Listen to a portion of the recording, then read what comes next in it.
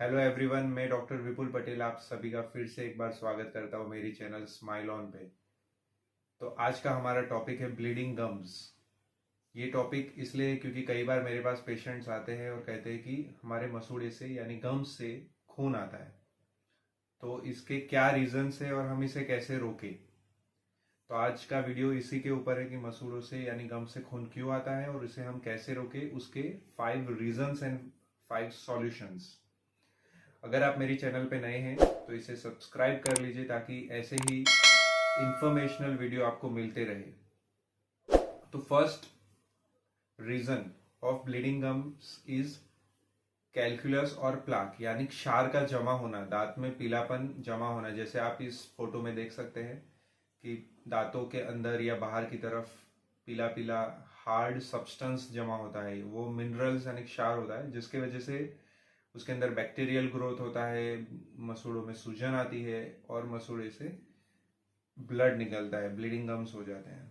और इसका सॉल्यूशन है टीथ क्लीनिंग। टीथ क्लीन करवाने से यानी वो कैलकुलस और सब कुछ साफ करवाने से ये ब्लीडिंग बंद हो सकती है। नाउ सेकेंड रीजन है लॉन्ग टर्म मेडिसिन, जैसे कि फीट की एपिलेप्सी की मेडिसिन है या फिर डायबिटीज़ की है, ब्लड प्रेशर की मेडिसिन है। ऐसी कोई मेडिसिन अगर आपकी ज़्यादा टाइम से चालू है, बहुत सालों से चालू है, तो as a side effect of that medicine आपके मसूड़ों में यानी गम्स में सूजन आ सकती है। तो उसी से भी आपको ब्लीडिंग हो सकती है और उसका सॉल्यूशन है उस मेडिसिन का ऑल्टरनेटिव आप ले लीजिए आपके डॉक्टर से कंसल्ट करके। थर्ड रीजन है विजडम टूथ। जब भी विजडम टूथ आता है यानी 18 से 20 साल 22 साल की उम्र में जब विजडम टूथ आता है तो उस एरिया में पेरिकोरोनाइटिस यानी उस विजडम टूथ के आजू बाजू जो स्किन रहती है उसमें सूजन आता है और तभी भी ब्लीडिंग गम्स हो सकते हैं। उसका सॉल्यूशन है उस सूजन को कम करने के लिए आइदर हम एंटी इंफ्लामेटरी टैबलेट्स ले लें या फिर गम पेंट यूज करें, जेल यूज करें उस एरिया में उस सूजन को कम करने के लिए। फोर्थ रीजन है बच्चों के दूध के दांत जब भी गिरने आते हैं, जब भी गिरने का टाइम हो जाता है तभी भी मसूड़ों में सूजन आती है, दांत लूज हो जाता है और वो लूज दांत उस सॉकेट के अंदर हिलता रहता है, तभी भी ब्लीडिंग गम्स हो सकते हैं। अभी इसका सॉल्यूशन आपको डेंटिस्ट के पास मिलेगा। आइदर अगर उस टाइम उस दांत का गिरने का वक्त हो गया तो आप उसे निकाल दीजिए या फिर उसे ट्रीटमेंट कर दीजिए।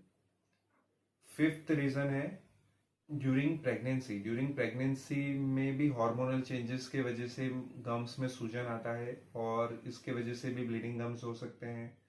इसका सॉल्यूशन है आप अच्छा सा गम पेंट यानी जेल यूज कीजिए या फिर माउथ वॉश यूज कीजिए जिससे हम मसूड़ों की सूजन को कम कर सकें। अभी मैं आपको जनरल सॉल्यूशंस बता रहा हूँ कि जनरली हमारे मसूड़ों में सूजन ना आए और ब्लीडिंग गम्स ना हो उसके लिए हम क्या कर सकते हैं। तो हमें टीथ क्लीनिंग प्रॉपर मेंटेन करनी है। अगर टीथ क्लीनिंग प्रॉपर मेंटेन हो रही है, जैसे कि कहीं पे प्लाक कैलकुलस जमा नहीं हो रहा है, खाना नहीं फंस रहा है, तो मसूड़ों में सूजन आएगी नहीं और ब्लीडिंग कभी होगी ही नहीं। सेकेंडली, इनकेस अगर ऐसा होता है और अगर आप मसूड़ों में सूजन आ गई, हमें उसे दूर करना है तो एक तो आप डेंटिस्ट से जो भी उसका पर्टिकुलर ट्रीटमेंट है वो करवा लीजिए और साथ ही साथ अच्छा टूथपेस्ट यूज कीजिए। वो मैं यहाँ बता देता हूँ, ओमनीडेंट टूथपेस्ट, ये आप ट्राई कर सकते हो। इस टूथपेस्ट से मैंने काफ़ी अच्छे रिजल्ट्स देखे हैं ब्लीडिंग गम्स के केसेस में। और गम पेंट में आपको पर्टिकुलर एक गम पेंट बता दो, जैसे कि रेक्सिडिन M4 जेल। ये जेल अगर आप यूज़ करते हैं एक बार ट्राई करके देखिए, बहुत ही अच्छे रिजल्ट्स आएंगे। इसको छोड़ के अगर आपके दिमाग में कोई एक्स्ट्रा क्वेश्चन है तो आप मुझे कमेंट में पूछ सकते हैं। Thank you.